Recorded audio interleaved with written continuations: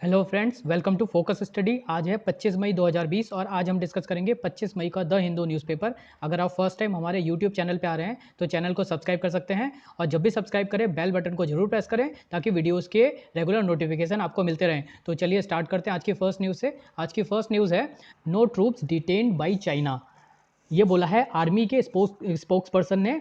कुछ मीडिया में खबरें आई थी कि इंडियन ट्रूप्स को चाइना के द्वारा डिटेन कर लिया गया, तो उन खबरों को रिजेक्ट करते हुए आर्मी की तरफ से ये जो स्टेटमेंट है वो आया है। अभी ये जो करंटली इंडिया और चाइना की फोर्सेस के बीच फेस ऑफ देखने को मिल रहा है बॉर्डर एरियाज में, उसी के बारे में यहाँ पर न्यूज़ हाईलाइट की गई है। तो इससे रिलेटेड न्यूज़ पेज नंबर 9 पे है, तो ये हम साथ में ही कवर कर लेते हैं। इसके यहाँ पर 3 पॉइंट्स हैं। Line of actual control western sector में लद्दाख रीजन में जो इंडिया और चाइना के बीच अभी करंट लैंड बाउंड्री मानी जाती है उसको लाइन ऑफ एक्चुअल कंट्रोल कहते हैं। और इंडिया के ईस्टर्न साइड में जो इंडिया और चाइना के बीच की बाउंड्री है उसे मैकमोहन लाइन कहते हैं। तो यहाँ पर लाइन ऑफ एक्चुअल कंट्रोल जो वेस्टर्न सेक्टर में है, जो लद्दाख रीजन में, वहाँ पर मेनली 3 पॉइंट्स पे चाइना के द्वारा जो बाउंड्री लाइन है, इंटरनेशनल बाउंड्री लाइन, उसको वायलेट किया गया। ये पॉइंट्स हैं लद्दाख रीजन के पेंगोंग सो लेक, गालवान नाला या गालवान रिवर वैली और धेनचौक। तो ये 3 पॉइंट है लद्दाख में और एक पॉइंट है सिक्किम में जिसका नाम है नाकू ला पास। तो ये 4 पॉइंट है जिनमें इंडिया और चाइना के फोर्सेस के बीच फेस ऑफ देखा गया। इसके अलावा यहाँ पर एक रोड का नाम दिया गया है जो है दारबुक सियोक दौलत बेक ओल्डी रोड, जो करीब 255 किलोमीटर लंबी रोड है, जिस रोड के अलोंग इंडियन आर्मी के द्वारा इस रोड का काफ़ी ज़्यादा स्ट्रेटेजिकली यूज़ किया जाता है और बॉर्डर एरियाज़ में जो अपनी फोर्सेस को भेजना होता है वो इस रोड के ज़रिए भेजती है आर्मी। तो ये जो रोड है इसके बहुत ही नियर बाई चाइना के ट्रूप्स के द्वारा पेट्रोलिंग किया गया और इस रोड के आसपास भी कैंपिंग की जा रही है चाइना के ट्रूप्स के द्वारा। तो ये एक बड़ा कंसर्न बन गया है इंडिया के लिए। इसके अलावा एग्रेसिव जो पीपल्स लिबरेशन आर्मी है चाइना की, उसकी बहुत ज़्यादा बिहेवियर एग्रेसिव देखने को मिल रहा है। यहाँ पर दूसरे आर्टिकल में भी इस स्टैंड ऑफ के बारे में ही बताया गया है। इसमें मेनली 3 रीज़न बताए गए हैं क्यों कि ये जो पर्टिकुलर फेस ऑफ है ये पुराने फेस ऑफ से डिफरेंट माना जा रहा है।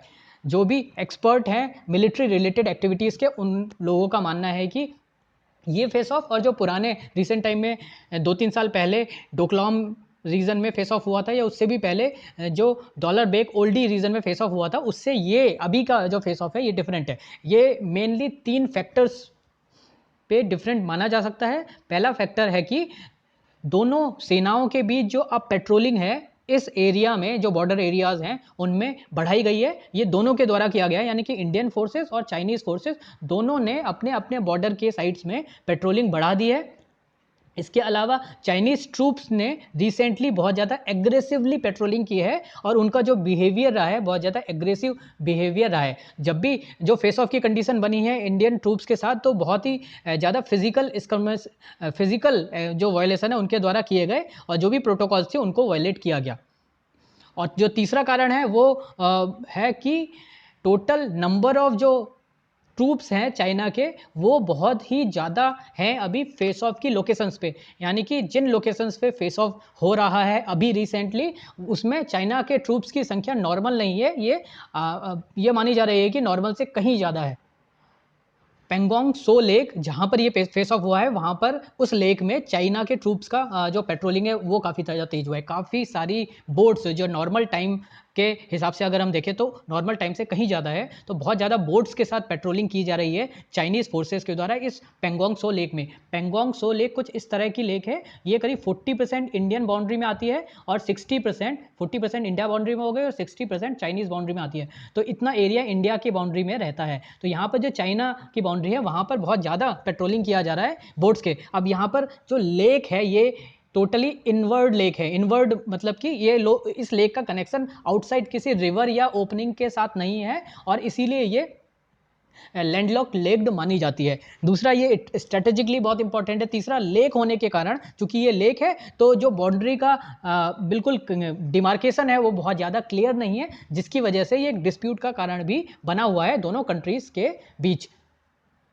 अब इसके साथ ही साथ जो चाइनीज़ फोर्सेस हैं वो अनडिस्प्यूटेड एरिया में भी इस पर्टिकुलर फेस ऑफ में देखिए, अनडिस्प्यूटेड एरिया क्या होते हैं, जैसे कि इंडिया और चाइना की जो बाउंड्री है, अगर हम इंडिया और चाइना की बाउंड्री में जो लोकेशंस हैं जहाँ पर डिस्प्यूट सबसे ज़्यादा है वो देखें, तो अगर इंडिया का मैप हम ड्रॉ करने की कोशिश करें तो इस तरह का इंडिया का मैप है। तो यहाँ पर जो एरिया है वो अक्साई चिन का एरिया है, अक्साई चिन, जिसको चाइना ने 1962 की वॉर में अपने एरिया में मिला लिया। तो एक्चुअल में ये इंडिया का एरिया है, लेकिन चाइना ने ये अपने एडमिनिस्ट्रेशन में ले लिया। इसके अलावा इस एरिया के नीचे जो लद्दाख का एरिया है वो काफ़ी ज़्यादा दुर्गम है, मतलब कि बहुत ही ज़्यादा फिजिकली डिफिकल्ट है। या तो यहाँ पहाड़ हैं, या बड़ी बड़ी रिवर हैं, या फिर लेक्स हैं, जिसके कारण जो बाउंड्री का डिमार्केशन है वो बहुत ज़्यादा डिफिकल्ट है। तो यही जो प्रॉब्लम है ये अक्साई चिन का एरिया में भी है और नीचे भी इसी एरिया में है। उसके बाद अगर हम आगे जाएंगे तो उत्तराखंड और चाइना के बॉर्डर पे कुछ एरियाज़ में डिस्प्यूट है। इसके बाद अरुणाचल प्रदेश का जो एरिया है, इस एरिया में डिस्प्यूट है। ये जो पर्टिकुलर एरिया है, यहाँ पर जो इंडिया और चाइना के बीच की बाउंड्री है उसको मैकमोहन लाइन बोला जाता है। और अक्साई चिन के एरिया में जो बाउंड्री लाइन है इंडिया और चाइना के बीच, जो इंटरनेशनल बाउंड्री लाइन है, उसे लाइन ऑफ एक्चुअल कंट्रोल बोला जाता है। तो ये दो क्लैरिटी होनी चाहिए।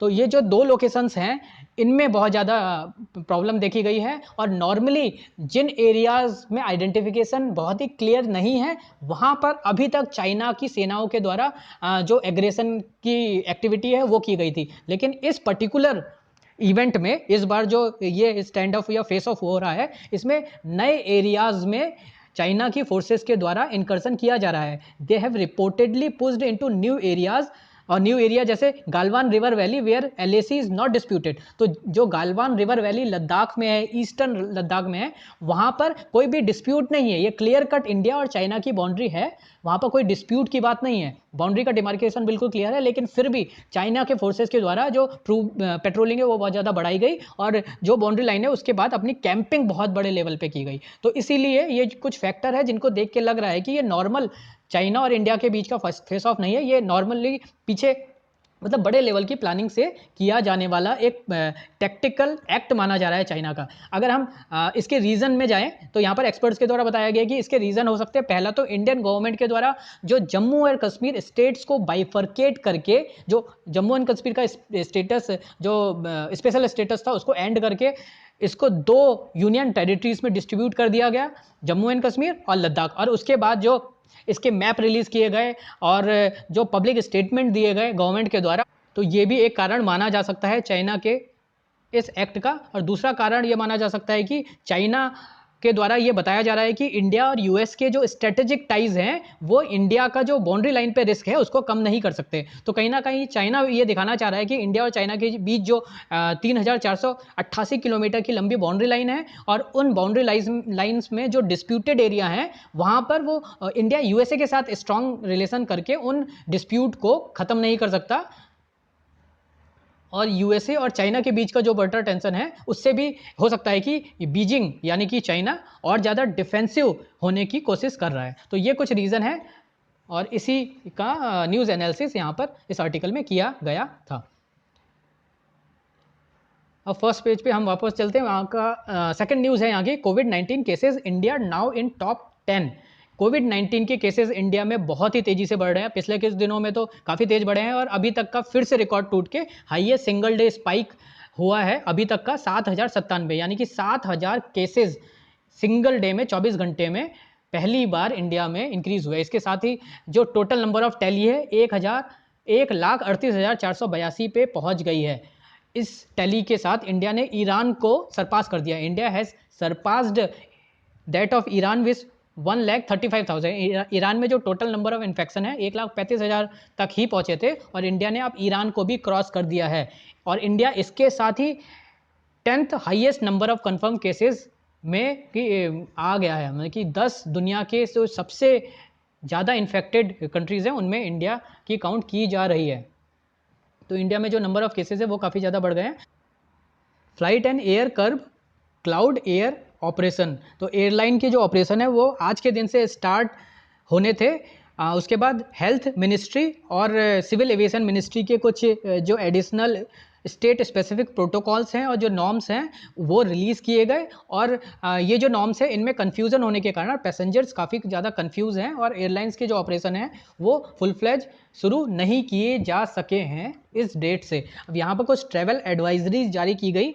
गवर्नमेंट ने इंटरनेशनल जो एयरलाइंस है, जो डोमेस्टिक एयरलाइंस है, वो थोड़े कम कैपेसिटी में लेकिन स्टार्ट करने की बात कही थी। तो हेल्थ मिनिस्ट्री ने कहा है कि इंटरनेशनल जो अराइवल्स हो रहे हैं उनके लिए कुछ गाइडलाइंस स्ट्रिक्टली फॉलो की जानी चाहिए। जैसे कि अगर कोई पैसेंजर इंडिया में आ रहा है तो उसे 7 दिन का पेड क्वारंटाइन लेना पड़ेगा, पेड इंस्टीट्यूशनल क्वारंटाइन, जिसके पैसे उसे देने पड़ेंगे, और 7 दिन होम क्वारंटाइन लेना पड़ेगा, यानी कि 7 दिन का होम आइसोलेशन और 7 दिन का पेड इंस्टीट्यूशनल क्वारंटाइन। इसके साथ ही सेल्फ डिक्लेरेशन फॉर्म भी अपने अराइवल पर ऑफिसर्स को देना होगा। 14 दिन का होम क्वारंटाइन केवल वो लोग कर सकते हैं जिनके घर में काफ़ी इमरजेंसी लाइक सिचुएशन हो सकती है, और आरोग्य सेतु ऐप तो इंपॉर्टेंट हो गई। डोमेस्टिक ट्रैवल के लिए जो भी एसिम्प्टोमेटिक पैसेंजर्स हैं उनको परमिट किया गया है कि वो होम क्वारंटाइन कर सकते हैं। वो कॉमन गाइडलाइंस हैं उनमें भी Aarogya Setu app, hand sanitiser और जो मास्क है उसको कंपलसरी किया गया है। तो ये कुछ नॉर्मल गाइडलाइंस है जो फॉलो करने की बात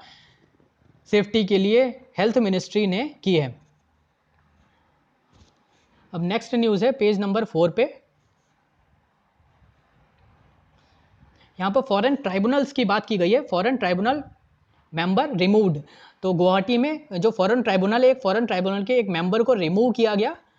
और ये यहाँ पर इम्पॉर्टेंट है हमारे लिए। फॉरेन ट्राइब्यूनल जो ऑर्गेनाइजेशन है वो ज़्यादा इंपॉर्टेंट है। हम फॉरेन ट्राइब्यूनल्स के बारे में देख लेते हैं। फॉरेन ट्राइब्यूनल होम मिनिस्ट्री के द्वारा इस्टेब्लिश किया गया है और इसको एक पर्टिकुलर एक्ट से इस्टेब्लिश किया गया है जिसका नाम है फॉरेन ट्राइब्यूनल्स ऑर्डर 1964। तो ये ऑर्डर है होम मिनिस्ट्री का, एक तरह से एग्जीक्यूटिव ऑर्डर है जिसके बेसिस पे फॉरेन ट्राइब्यूनल इस्टेब्लिश किए गए। तो अभी recently ministry of home affairs ने इस एक्ट में अमेंड किया है, इस पर्टिकुलर ऑर्डर में अमेंड किया है। और उसके बाद जो भी डिस्ट्रिक्ट के मैजिस्ट्रेट्स होते हैं, डिस्ट्रिक्ट मैजिस्ट्रेट्स इंडिया के सारे स्टेट्स और सारे यूनियन टेरिटरीज में अब खुद से फॉरेन ट्राइब्यूनल इस्टेब्लिश कर सकते हैं। फॉरेन ट्राइब्यूनल एक कुसाई जुडिशियल बॉडी है जो डिसाइड करती है कि कोई भी पर्सन जो इंडिया में रह रहा है इलीगली वो एक्चुअल में फॉरेनर है या नहीं। यानी कि अगर कोई पर्सन इंडिया से आया है, जैसे बांग्लादेश से अगर कोई पर्सन इंडिया में आया है, नॉर्थ ईस्ट के किसी एरिया में रह रहा है, तो जिस डिस्ट्रिक्ट में वो पर्सन रह रहा है तो उस डिस्ट्रिक्ट का फॉरेन ट्राइब्यूनल के पास ये पावर है और वो फॉरेन ट्राइब्यूनल डिसाइड कर सकता है कि वो पर्टिकुलर पर्सन फॉरेनर है या नहीं। इससे पहले जो पावर टू कॉन्स्टिट्यूट ट्राइब्यूनल केवल सेंट्रल गवर्नमेंट के पास थी, अब इस ऑर्डर के थ्रू इस पावर को अमेंड करके डिस्ट्रिक्ट मैजिस्ट्रेट को दे दी गई है। तो अमेंडेड ऑर्डर जो है 2019 का foreign tribunal order 2019 also empowers individual to approach foreign tribunal. यानी कि अभी इंडिविजुअल जिसको लगता है, जिसके पास डॉक्यूमेंट नहीं है, तो वो फॉरेन ट्राइब्यूनल के पास खुद जाके भी बोल सकता है कि उसकी जो डॉक्यूमेंट है और वो अपनी जो नागरिकता है या अपना जो स्टेटस है वो प्रूव कर सकता है फॉरेन ट्राइब्यूनल्स में। Only state administration could move the tribunals against a suspect. तो दो चीज़ें पर्टिकुलरली चेंज की गई थी फॉरेन ट्राइब्यूनल ऑर्डर के थ्रू होम मिनिस्ट्री के द्वारा। पहला तो डीएम किसी डिस्ट्रिक्ट का वो फॉरेन ट्राइब्यूनल बना सकता है, डीएम ने बना लिया। और फॉरेन ट्राइब्यूनल में जाने की जो पावर है पहले केवल स्टेट गवर्नमेंट ही जा सकती थी, अब कोई भी इंडिविजुअल जा सकता है अपनी जो भी प्रॉब्लम है उसको लेके, अपने डॉक्यूमेंट लेके। तो ये दो मेजर डिफरेंस पुराने ट्राइब्यूनल के ऑर्डर और रिसेंट 2019 के ट्राइब्यूनल के ऑर्डर में देखे गए। Amendment has come in the backdrop of Assam's final NRC. तो असम में जो अभी पिछले साल में 2019 में अगस्त महीने में जो national register of citizen publish किया गया, तो उसके बैकड्रॉप में फॉरेन ट्राइब्यूनल्स बनाए गए थे और काफ़ी सारे फॉरेन ट्राइब्यूनल्स के द्वारा जो नागरिकता है, जो वैलिडिटी है किसी पर्सन के इंडियन होने की, वो चेक की गई। अब नेक्स्ट न्यूज़ है JioMart goes live to take on Amazon and Flipkart.